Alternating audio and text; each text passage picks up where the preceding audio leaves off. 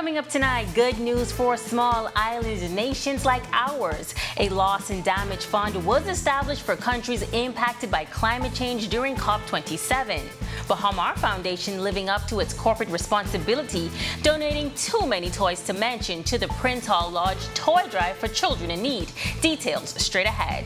And also in the season of giving, Volunteer Bahamas partnering with the Princess Margaret Hospital to host a blood drive yesterday. We were there.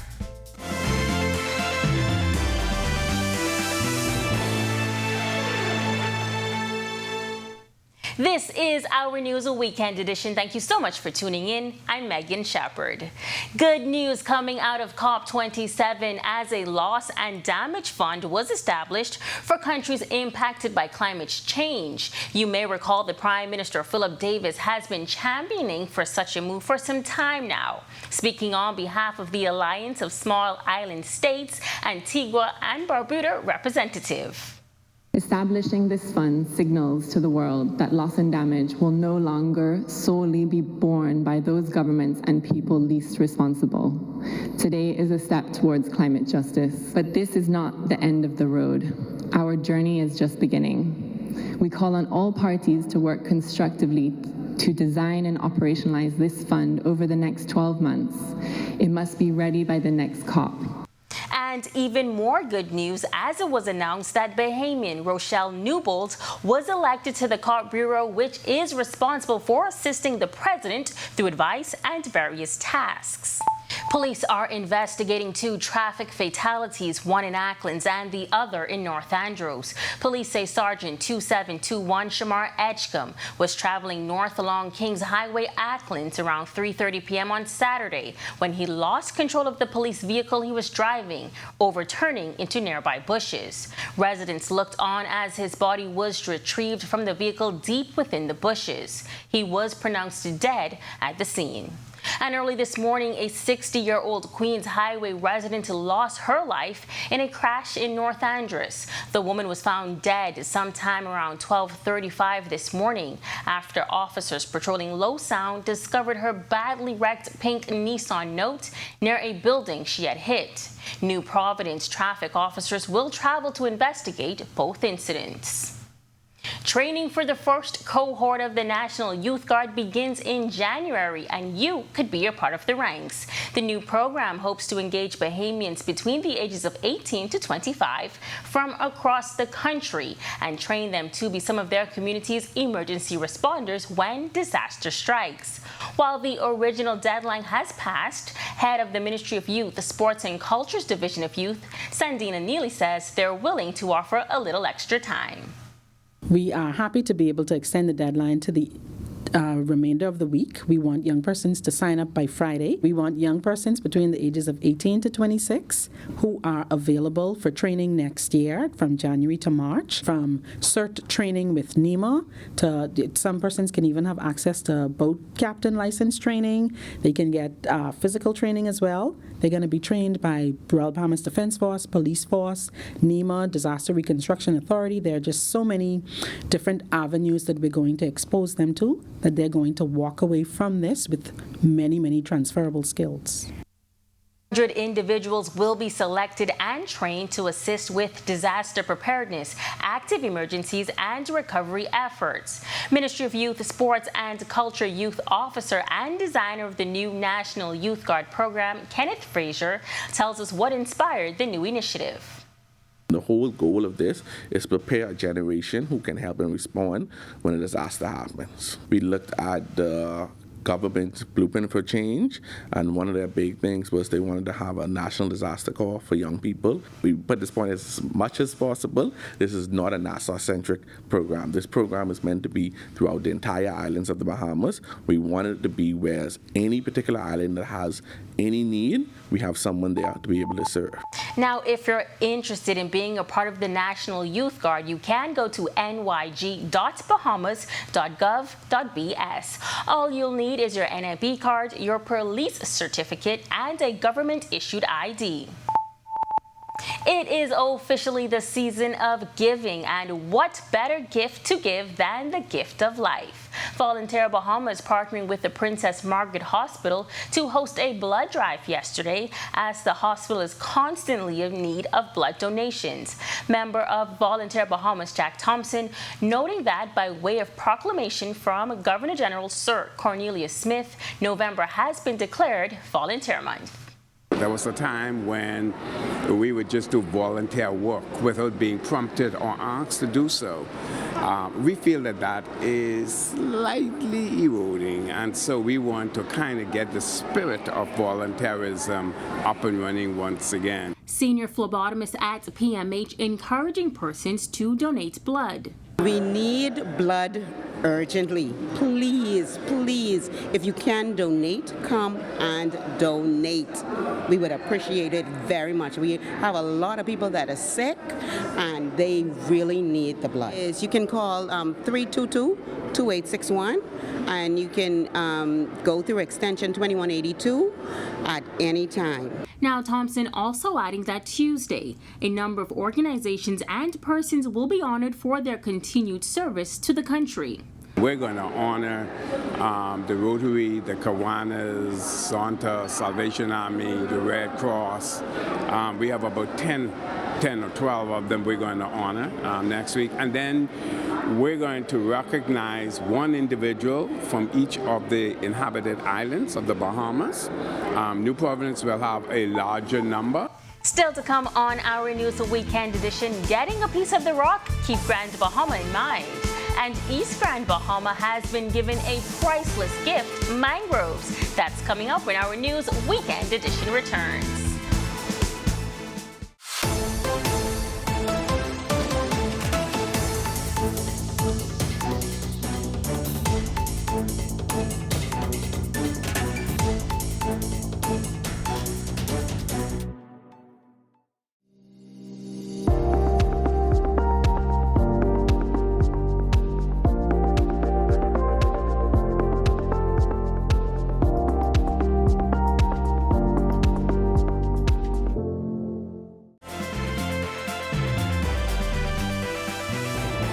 Post-pandemic, many islands of our country have seen an increase in those flocking to find their piece of paradise in a world where remote work has become more acceptable, and Grand Bahama has not been left behind. We spoke to Bria president and local real estate agent to get more of that key information. Marlena Leonard has the story.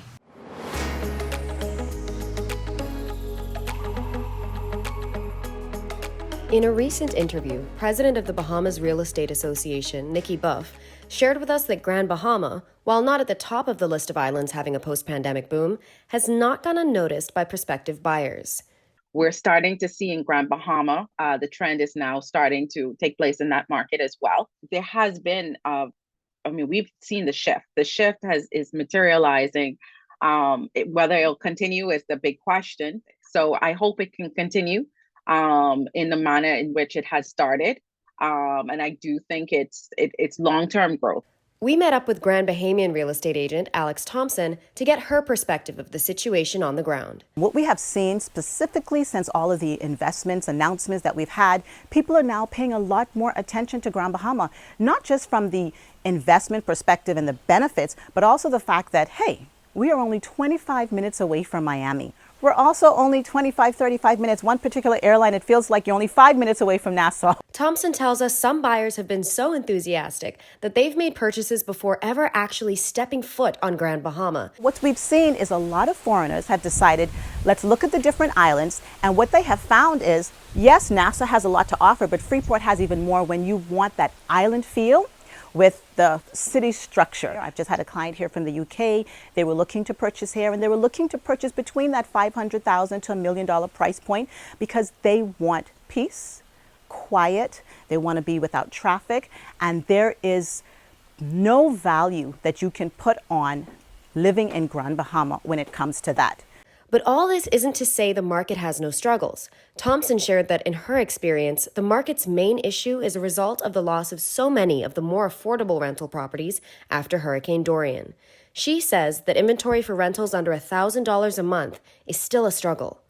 So any investors that are listening, Grand Bahama is where you want to come if you want to now build your new rental condo, if you want to build low-cost housing, if you want to build low-cost apartments. Grand Bahama is prime because we have the tenants to put into these places. We just need more properties to be built, or even some of the properties that are here that need to be renovated. We're looking for more investors to come in, to take a look at these properties, purchase them, renovate them, and let us put these properties on the market. Reporting for Our News, I'm Marlena Leonard. The Grand Bahama Chamber of Commerce President James Carey weighing in on the state of the economy of Freeport this week. He says Grand Bahamians are looking forward to the sale of the Grand Lucayan Resort and development of the Grand Bahama International Airport. But he admits that while the Grand Lucayan Resort will assist greatly with the economy, it is not the be-all, end-all. At the Chamber, we're very encouraged by the numbers of small businesses that are coming. Small, they're very small, just a couple of people in most instances, but they all contribute to a bigger group. And the spin-off with more visitors coming to the island, which the hotel will hopefully bring, it's also key that the airport gets going.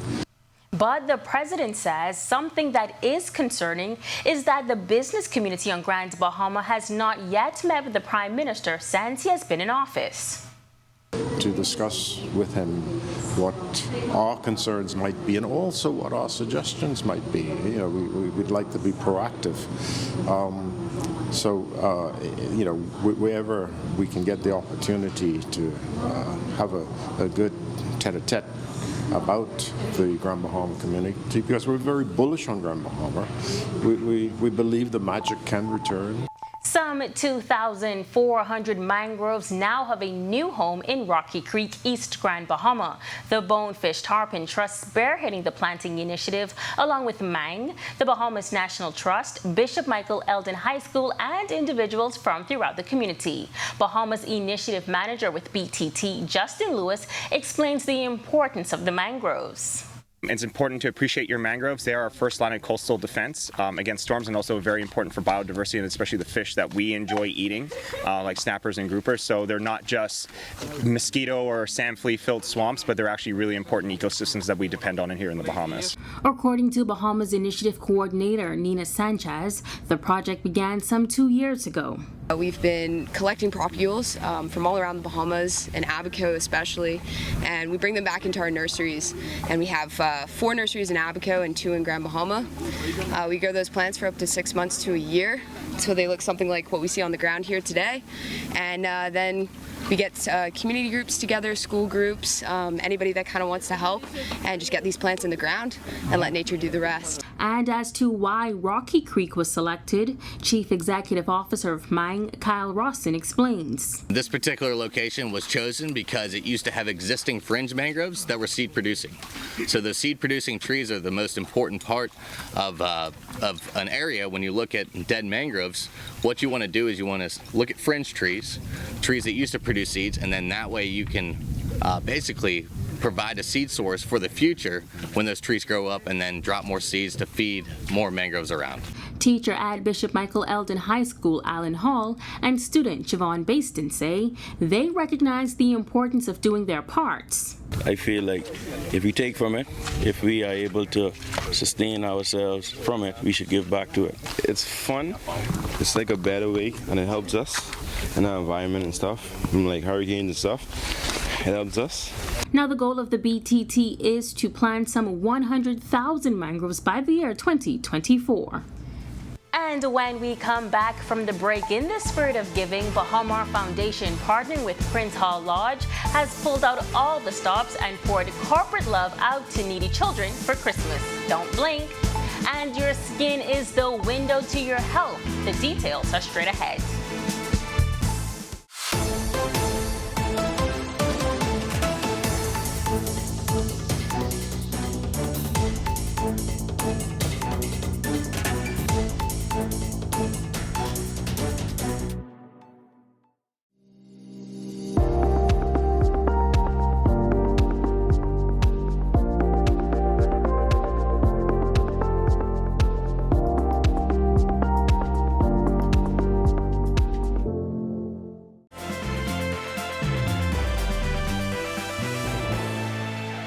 Welcome back. The Atlantis Resort saw the grand opening of POSEIDON'S PLAYZONE. The new attraction is another addition to Atlantis' AQUAVENTURE waterscape. The PLAYZONE is 9,000 square feet of water play. Atlantis President and Managing Director Audrey Oswald. The play zone includes a 30-foot tall fort, water cannons, 4 slides, fountains and bubbling jets, overhead bridges, tipping cones, and a water wheel. And the water bucket that holds 300 gallons of water overflows every 5 minutes, so watch out. Oswald says many of the new play elements are interactive. She says the new attraction furthers Atlantis' reputation as the most remarkable resort destination in the world. The play zone also enhances the parent and caregiver experience with additional opportunities for guests to play with their children throughout the park and we add new private poolside cabanas overlooking the play area that can accommodate up to 6 people. We're also unveiling a refreshed Triton. Bahama Foundation, as a responsible corporate citizen, answered the call to donate to Prince Hall District No. 1's toy drive. The donation, orchestrated by Bahamas Senior Vice President Robert Sandy Sands, is an excellent gesture towards the Order's annual charity, Prince Hall's Christmas tree lighting. Sands is also a past Grand Master of Prince Hall. On hand to receive the toys from Bahama Foundation were District Deputy Grand Master Brother Damian Sweeting and District Deputy Grand Matron Sister Tanya Smith Cartwright. Prince Hall District 1's annual tree lighting ceremony is slated for November 25th and will kick off Christmas for Kids from Elizabeth Estates Home for Children, Children's Emergency Hostel, Ranfurly Home for Children, and the Bilney Lane Home for Children. So if you have any slightly used toys or would like to purchase some, please contact the district at 535-1221. That's 535-1221. Prime Minister Philip Davis is expected to attend that event. Good gesture indeed, Bahama. And when our news of weekend edition returns, cooler temperatures, that's how you like it? The weather report is coming up. Did you know that your skin is a window to your health? Well, our Christina Dragovich on the way after this with the full details.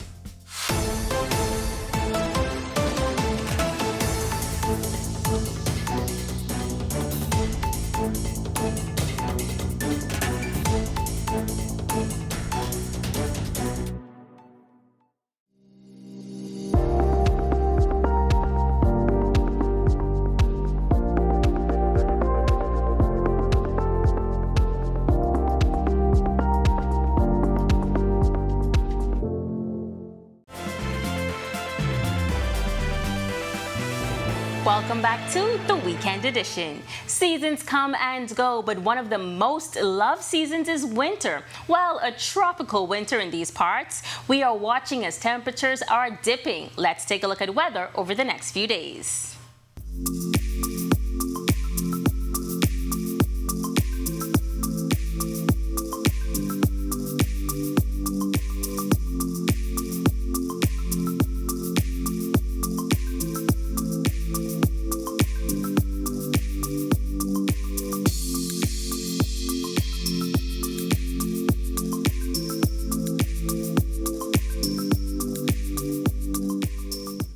Your skin is a window to the rest of your health, according to one dermatologist. If you have a sore that won't heal, discoloration, or rashes you just don't have an explanation for, it may be time for a checkup. Christina Dragovich tells us why. A trip to the dermatologist may save your skin or health in general by picking up on small nuances that may be an indicator of something more than skin deep. We spoke to Dr. Jamie Davis, a dermatologist at Family Medicine Center, about the relationship between skin and diabetes. It certainly can show some signs before you know you have diabetes, so we watch for those things. Certainly once you know you have it, then we have plenty of advice to help minimize the effects on the skin. According to the United States National Institute of Diabetes and Digestive and Kidney Diseases, diabetes can occur when blood glucose or blood sugar is too high. Getting to the bottom of the issue, Dr. Davis says feet are a huge concern when it comes to managing diabetes. So we often see minor injuries to the skin of people with diabetes turn into infections, even as deep as bone infections. November is Diabetes Month. This year, the focus is on building your health team. Dr. Davis, who also practices in Rock Sound, Eleuthera, says diabetics should also watch their feet as the smallest injury or even athlete's foot may lead to infection. The issue with diabetic feet is the sensation becomes less and less over time. You get a neuropathy, and you don't know if you stubbed your toe or stepped on something. So it's kind of insidious. If you can't feel your feet, you often don't know you have an injury. She says feet should stay clean, dry, and protected, which may mean trading a pair of flip-flops for enclosed shoes. But it's not all about feet. If you're a woman with certain skin symptoms, Dr. Davis says you should also be screened for diabetes. Some acne, some unwanted hair growth, weight gain, irregular menstrual periods, we check them for diabetes because that can be part of that syndrome. Even this velvety discoloration around the neck or in the armpits, acanthosis nigricans, is a sign of insulin resistance. So if those things start to sneak up, that's the time to either see your dermatologist or your diabetes specialist and get checked. Reporting for Our News, I'm Christina Dragovich. Very helpful information. Thank you so much, Christina. And thank you so much for tuning in to Our News Weekend Edition. On behalf of the entire team, I'm Megan Shepherd. Enjoy the remainder of your weekend.